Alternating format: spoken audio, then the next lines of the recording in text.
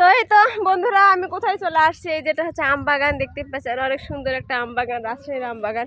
অনেক সুন্দর আম ধরেছে, আপনারা দেখতেই পাচ্ছেন। অনেক অনেক অনেক অনেক অনেক অনেক মানে কিছুদিন পর পাকবে, বুঝছেন। আমি প্রত্যেকে এক ক্যারেট করে পাঠাই দিব কিন্তু, ওকে। তো ওই পাশে হচ্ছে ওই যে দেখতে পাচ্ছেন লোকগুলো ধান কাটতেছিল, আমি চলে আসলাম। তো ওই পাশে হচ্ছে আমার বাড়ি, বুঝছেন। ওই যে জঙ্গল দেখা যাচ্ছে না, এই জঙ্গলের মধ্যে হচ্ছে আমার বাড়ি, বুঝছেন। হয়তো বা বলবেন নুরবানি তুমি এত জঙ্গলের মধ্যে কীভাবে বসবাস করো। আসলে না, জঙ্গল হচ্ছে মঙ্গল, ওকে। তো অনেকে তো শহরে থাকেন, আপনারা তো হচ্ছে গ্রামের মানে গ্রামের যে একটা মানে পরিবেশ, এটা তো অনেকে হচ্ছে মানে ওরে বাবারে এখানে আটকে গেছে। রেলিং আছে তো, রেলিংয়ে কাপড় হচ্ছে আটকিয়ে যাচ্ছে, বুঝছেন। তো যাই হোক আমি চলে আসছি। এই যে কী পরিমাণ কাদা, এই ধানগুলো হচ্ছে কাটা শেষ হয়ে গেছে। এখানে হচ্ছে 3 মাস এভাবে, 3 মাস না 2 মাস এভাবেই থাকবে।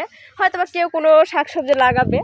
আর এই যে আম বাগান বলে কথা, বাগানে পানি ঢুকছে, বুঝছেন। আম বাগানে পানি ঢুকছে।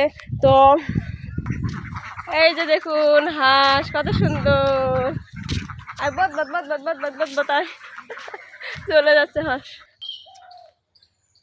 এই যে দেখুন এখানে একটা ড্রেন দেখা যাচ্ছে, বুঝছেন। ড্রেন দিয়ে হচ্ছে পানি যাচ্ছে। ওয়াও ওয়াও বন্ধুরা দেখুন, এই যে উপরে কি কাঁঠাল, কাঁঠাল কাঁঠাল দেখছেন, কাঁঠাল। ওয়াও কত সুন্দর না কাঁঠালগুলো।